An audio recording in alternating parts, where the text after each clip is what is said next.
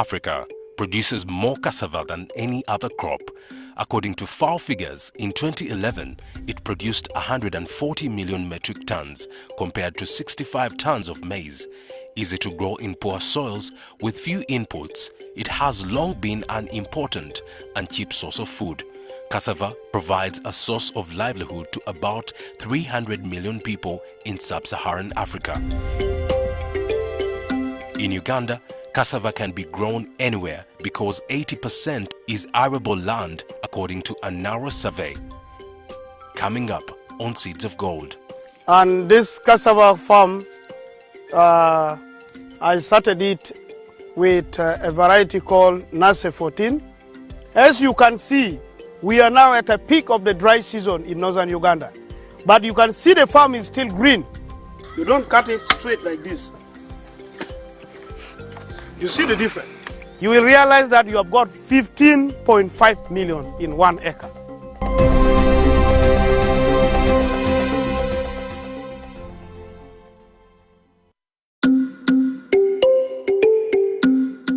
From Mielukwa village, Kitgum District in northern Uganda, this is Ali Walter. He is an entrepreneur farmer who has seized every opportunity at making money and prosper from farming. As a commercial farmer, Ali invests much of his time and money in cash crops such as sunflower and cassava. We introduce to you Mr. Ali Walter before in his sunflower garden. Today, we bring you his other passion for cassava farming and especially for the NASE 14 variety. I've started farming as a business way back in 2010, and I joined farming as a continuity of my father's day-to-day activities and our livelihood. And this cassava farm, I started it with a variety called NASE 14. And NASE 14 is a enterprise or cassava variety which came out of many problems we cassava growers we are facing. First of all, we have been having the one called Akena, and eventually there is one which is called 2961, which take only 6 months and get rotten out. But this NASE 14 came in to bridge the gap. And the first gap that it has addressed is being tolerant to drought. It's very tolerant to cassava brown strike disease and is very resistant to drought. As you can see, we are now at a peak of the dry season in northern Uganda. But you can see the farm is still green. But other variety, you will realize that all these leaves will not be there, except here only. But this one you can see 1, 2, 3, 4, 5, 6, 7, 8, 9, 10, up to 20 level of the leaves are still there. And that is the beauty of NASE 14. Although an important crop, cassava has well-known disadvantages. Improperly treated roots and leaves can contain cyanide, causing ill health in people who might already be malnourished. And while a good source of carbohydrate, the root of the ordinary cassava plant has relatively low nutritional value. However, new varieties are now addressing some of these shortcomings. Among these are NASE 14, NASE 13, Narcas 1, 2 and others. The NASE 14 variety has recorded advantages over the varieties that a farmer needs not to miss.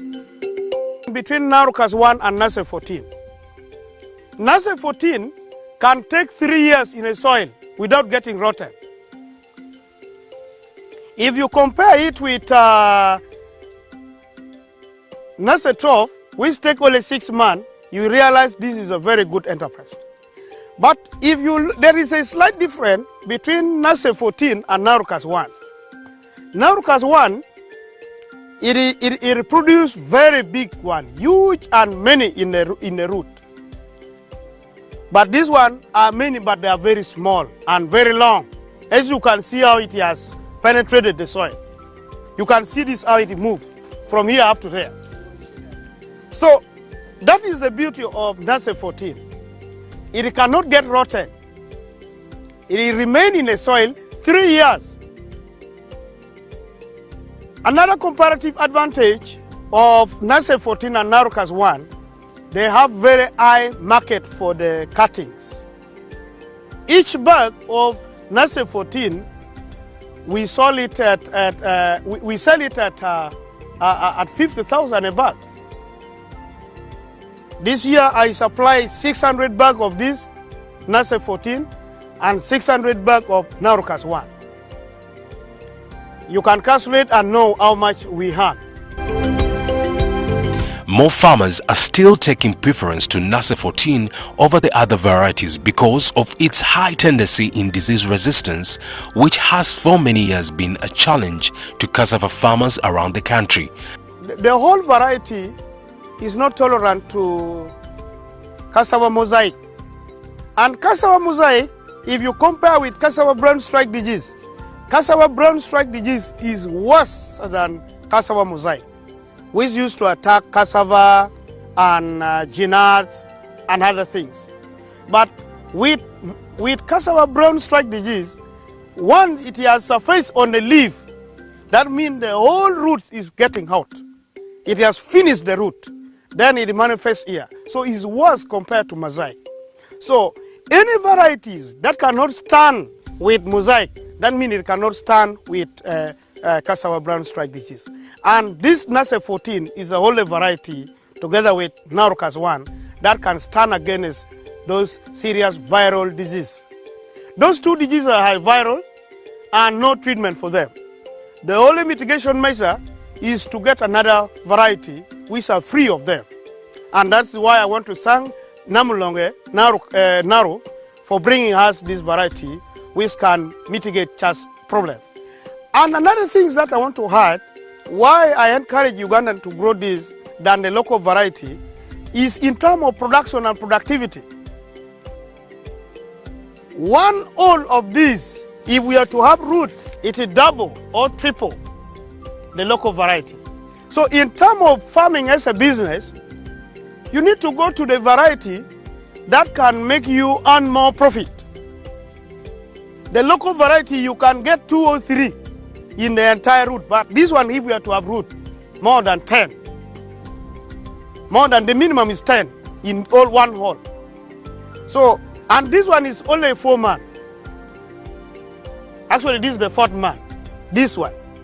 So by the time it reaches 1 here, you will never actually move here. It will not be easy to penetrate here. And if they come out, you will see them out. And you see money in it. For farmers looking to go for the NASE 14 variety, it is easy to identify the differences between the many available varieties on the market. Ali has experience in this and he explains how. With NASE 14 and Narukas 1, the difference is that this one, instead of it being white like this, for Narukas 1 is green like this. It is green throughout. That is the difference in a stem. Narukas 1, here all must be green like this. But NASE 14, as it grows, the other part become less greenish a bit. And you come to the leaves. The leaf petioles. The leaf petioles is this one. This one look to be purple. Okay? But the other one is green throughout. And another thing, the difference between NASE 14 and those bud variety like Akena, TME 14 and NASE 12, this one have very limited spacing. The nodes are very, very, very frequent. But those ones, the nodes are like this constant, are very large. You see the node is up to here, like this, like this, like this. But for this one, you can see the node is, I think you are getting the difference. So as a farmer, you should look at the noding of those varieties.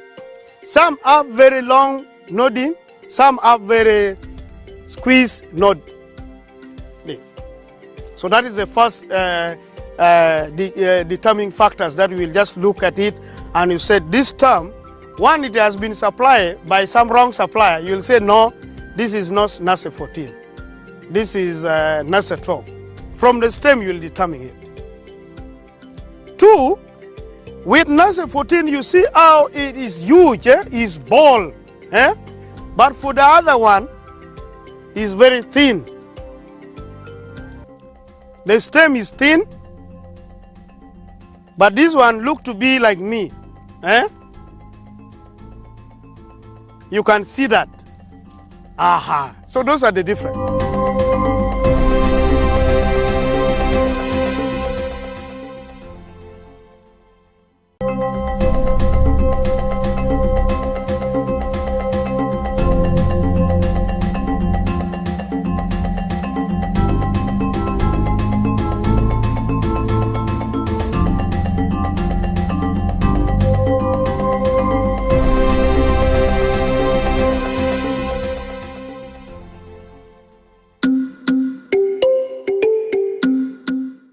Even though cassava is a very tolerant crop, there are conditions required for its proper growth.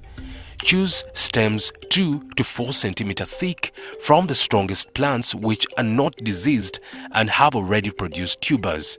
Optimum temperatures ranging from 25 to 30% to 30 degrees Celsius with a minimum temperature of 18 degrees Celsius. A well-distributed annual rainfall of 1,500 millimeters is ideal, but the crop can successfully grow in areas with rainfall ranging from 500 to 2,500 millimeters. Light sandy loam soils with medium fertility give the best result. Spacing should be 10 by 10 feet.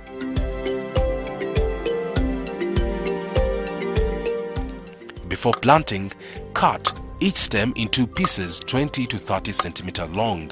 There should be 4 to 6 grown buds on each piece. These should be cut at a right angle. You can then plant your cutting vertically or at an angle with half their length in the soil or flat below the surface. You don't cut it straight like this. You see the difference? Show me. You see the difference between this. So this is very good because the rooting will start coming from here. And the spacing for this, in 1 acre, you should have minimum of 3,000 all. But the standard rate is 4,000 a hole. Because 1 acre is 100 meters by 40 meters width. The length will be 100 meters and the width will be 40. So if you multiply 100 by 40, that means each hole, because we plant, as you see here, 1 square meter. From here to here is 1 meter, and from here to here is 1 meter, and from here to here is 1 meter. You get the point. So I'm trying to put it to you so that you see that in an acre, you have to plant 4,000 of them. And because in a garden like this, you may have some stump or a hill, we have to remove, as a farming, as a business, you have to remove some percentage, like 200 all, assuming that it may fall on a thumb or on a hill. So you will remain with around 3,800 all. And if 1 acre, 1 all of this, you remove the above 10 of them, and you sell it locally, okay? 3 of them, 3 of the tubers is 2,000 from the local market. So if 10 or 12 of them are in 1 all, that means each all you can generate something like 6,000. But if we are to pick it on average, that let us sell 1 all only at 3,000. Then you multiply 3,000 times, maybe we said 3,000 all. Then you will realize in 1 acre you will get 9 million. is a simple calculation. And in 1 acre, you will harvest 60 bags to 70 bags of the cassava cutting. 1 acre. And if 1 acre, you can get minimum, let us talk of 50 bags. And 50 bags, if you multiply by 50,000, yeah? That means you will get 2.5 million in 1 acre for 1 season. And this one you have cut it, there is what we call ratoon that will be coming. In a subsequent year, you will cut 80 bags. And 80 bags times 50, you will realize that you have got another 4 million. So 4 million plus 2.5 million, that is 6.5 million. Plus 9 million, on average, you will realize that you have got 15.5 million in 1 acre. And if you have like 40 acres of this block, 1 acre is 15. What about 40 acres? That is a question for Uganda to think about.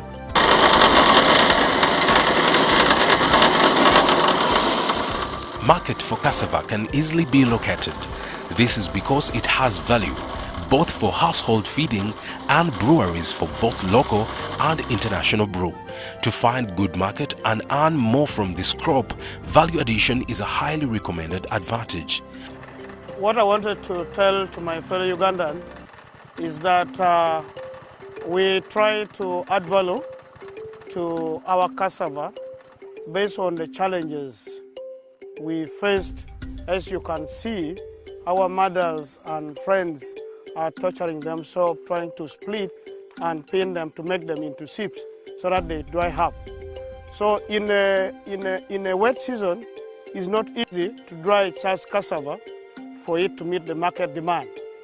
Many people, they need a white, clean cassava, and the product price will also go high. But when the fermentation or the drying process was not clear, the price tend to go low. So most buyers who buy at a high price, they need a clean one which has dried without any kind of problem in it. So that is why we started by adding, we came up with this machine, which was manual, to improve on the value addition and the processing of and drying. But still we found out that it's very hectic because you have to roll it by your hand. Then we advanced to make a motorized one. And this motorized one, as you can see, is a King of King farm tool that we have made it to make sure we grow a little bit higher. What I wanted to add again is that this cassava sift in a pellets like this, Uganda Brew is in need of. Why? Simply because automatically the water content has been reduced. So what is remain here is only the starch, of which they are after. Because they are after the starch for them to make it ferment well. But another thing that is very interested in this is that the people who use it for other own consumption, there's no need for you to go to La Lake, pan where you hold, you palm it, you pan it. This one automatically is easier. You just take it to and mix it with ginat, and you make it with sorghum, you make it with maize, and you just consume it. This one, yes, this one can take only 2 hours. It will be ready. 2 to 4 hours, it will be ready. When there is a lot of sunshine, just 2 hours. It will be ready for packaging. When well processed, cassava is given more value as cassava flour for food and porridge, component for beer making, glue for binding paper and furniture, and starch. There are two things going on concurrently. This is the original way of handling cassava. Okay? You uproot, then after uprooting you peel, and then you break them into small pieces, and then you ferment. Fermenting, it stays overnight. It stays overnight. Others sometimes it is covered, sometimes it is left. So long as they are together and it stays overnight, then heat develops and then it gets fermented. Okay, it gets fermented. Now, the alternative we have is that one, whereby what happens is you get the cassava fresh from the garden, you peel it, you wash it, and then you machine crush it immediately when it is still wet. Okay? After machine crushing, then you spread these tarpaulins and then you dry it, sun dry it directly. Okay? Now, the difference is the value. This one has higher value than this because it is whole. It has all the ingredients, the properties that the cassava has. So the starch is there, still intact, okay? And the food value, everything is intact. This one, which is fermented, loses its value, okay? So that is in brief what happens here. In terms of money, this one goes for 500 shillings a kilo. This one, on average, you can sell it for 1,500 shillings a kilo. So you can also see the value addition that is there. This fermented one is mainly in the local market. Okay, they use it for food. Yeah, after drying, you can then pound, and you mix with millet flour, cassava flour, and it is made for food. Others is taken for brewing, the local brew. Okay, the local brew, they prefer that dark one, which is more fermented than this one. This one has dried directly. The other one, maybe they have stayed together for a long time, and then the fermenting mainly, things like molds come on it and all that. For it is good. So this one is taken also for brewing. Yeah. As of now, there are people who come around looking for it. Okay, that is one option. They can drive. I think you have seen the roads are busy. There are trucks going deep into the villages, so they can come and buy for it from here. But I intend to go out there and look for especially for this one. Inspired by this episode and what you would consider for your farm in the next season is cassava. Here are some quick tips for you to consider for that project. Identify a good supplier for the best cassava varieties. Cut selected cassava stems for planting in to either 2-node or 3-node pieces before planting. Treat stalks with available pesticide or fungicide before planting. Locally, you can use neem leaf powder. In 5 liters of water, add 1 kilogram of the powder. Measure out the required quantity and then put the stalks in to the solution for 10 minutes. For the 2-node stalks, keep them in transparent polythene to germinate for 10 days, then transfer to the field. Ensure to plant your cassava in rows to ease weeding. Locate your available market before harvesting. Expect your first harvest after 12 months. I encourage Ugandan to grow cassava. First of all, is not labor intensive. You plant, you stay elsewhere. It will grow by its own. You need not to monitor like other enterprises. Above it all, is coming to be perennial crops. It goes beyond one season. It is next to coffee. You plant 1 year, you harvest 3 times.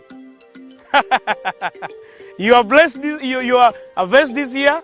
Next year you can harvest the cutting again, and the last year you can uproot it and harvest the cutting again.